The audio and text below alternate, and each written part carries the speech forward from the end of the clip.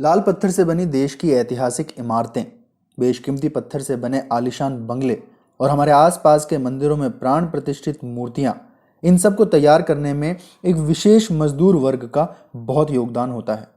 मजदूरों में यह विशेष वर्ग इसलिए हो जाता है क्योंकि ये मजदूर ही खदानों से निकले पत्थर को बहुत संजीदगी से तराश कर मूल्यवान बनाते हैं।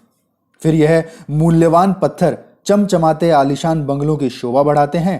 इसी प्रकार मंदिरों में प्राण प्रतिष्ठित होने वाली मूर्तियों को बहुत बारीकी और तल्लीनता से तैयार किया जाता है इस मजदूर वर्ग के द्वारा। दोस्तों, अब बात करते हैं सिलिकोसिस की।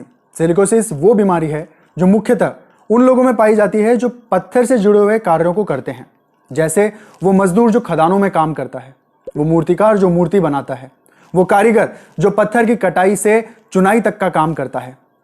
पत्थर को काटते हुए इन सभी लोगों के फेफड़ों में धूल के बहुत ही बारीक कण जमते जाते हैं। वो कण इनके फेफड़ों को छलनी कर देते हैं और फिर धीरे धीरे इन लोगों को श्वास लेने में तकलीफ होने लगती है।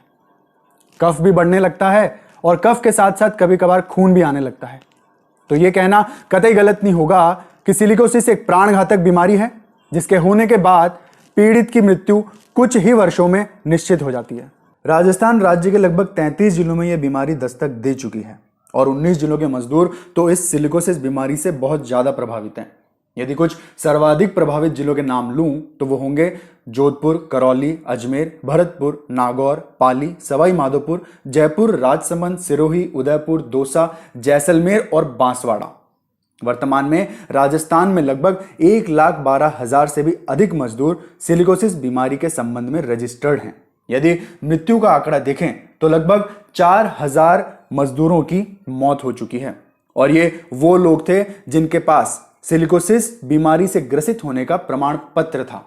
यदि उन मजदूरों की बात करें जिनका रजिस्ट्रेशन ही नहीं हुआ तो उन आंकड़ों का तो कोई हिसाब ही नहीं है। इन गंभीर परिणामों को देखकर राजस्थान सरकार ने अक्टूबर 2019 में सिलिकोसिस नीति की घोषणा की। इस घोषणा के अंतर्गत जिन व्यक्तियों को सिलिकोसिस से पीड़ित होने का प्रमाण पत्र प्राप्त होगा, उन व्यक्तियों को सरकार द्वारा 3 लाख रुपए दिए जाएंगे अपना इलाज करवाने के लिए। साथ ही साथ उन्हें 1,500 रुपए की मासिक पेंशन भी दी जाएगी। उनके परिवार को बीपीएल से संबंधित सभी फायदे भी मिलेंगे। यदि उन लोगों की मृत्यु होती है तो उस मृत्यु पर उनके दाह संस्कार के लिए सरकार द्वारा अलग से 10,000 रुपए भी दिए जाएंगे और उनके परिजनों को सहायतार्थ 2 लाख रुपए भी दिए जाएंगे। अब बात करते हैं इस प्रमाण पत्र को प्राप्त करने की प्रक्रिया के बारे में। तो सबसे पहले पीड़ित व्यक्ति को अपने नजदीकी ई मित्र पे जाके सिलिकोसिस नीति के अंतर्गत अपने आप को रजिस्टर कराना होता है। फिर जिला स्तरीय मेडिकल टीम उस व्यक्ति की मेडिकल जांच करती है। यदि जांच में सिलिकोसिस पाया जाता है तो उस व्यक्ति को पीड़ित होने का प्रमाण पत्र दे दिया जाता है। आसान से दिख रहे इस तरीके में मुश्किल बन जाते हैं हमारे तथाकथित एजेंट विभाग के लोग, क्योंकि जो लोग इनसे साठगांठ कर लेते हैं उनके काम तो शीघ्रातिशीघ्र तरीके से हो जाते हैं, लेकिन जो लोग इनके दरवाजे पर दस्तक देने नहीं पहुंचते उनके काम को महीनों और सालों लग जाते हैं। उदाहरण के लिए दौसा के ओम प्रकाश सैनी का केस। 2 साल पहले यह खबर आई थी कि सिलिकोसिस से पीड़ित ओम प्रकाश सैनी, जिनको श्रम विभाग ने इस बीमारी का प्रमाण पत्र भी दिया था, उन्हें उनके इलाज के लिए सहयोग राशि नहीं मिल पाई। अंततः वे मृत्यु को प्राप्त हो गए, लेकिन फिर भी उनका परिवार जो है इस सहयोग राशि के लिए तरसता रह गया। सुनने में तो यह आता है कि ये हमारे एजेंट लोग गरीब लोगों को उनके अधिकार दिलाने की एवज में 50-50 हजार रुपए तक की कमीशन राशि खा जाते हैं। तो क्या यह अन्याय यूं ही चलता रहेगा? क्या इसका कोई समाधान नहीं है?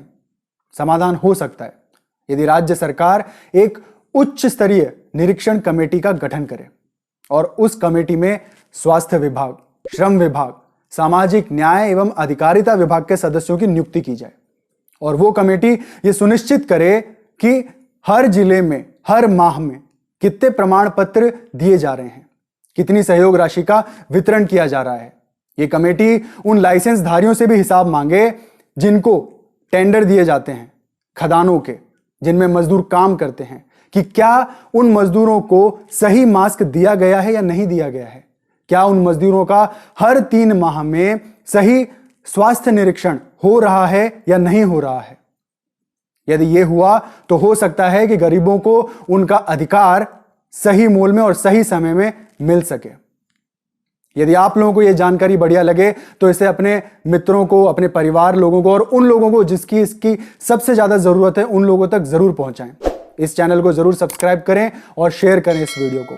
यदि आपकी नजर में कोई ऐसा पीड़ित आता है तो नीचे कमेंट सेक्शन में जो डिस्क्रिप्शन है वीडियो का, वहां पे एक नंबर लिखा होगा, उससे जरूर संपर्क करें और उस व्यक्ति की जरूर सहायता की जाएगी।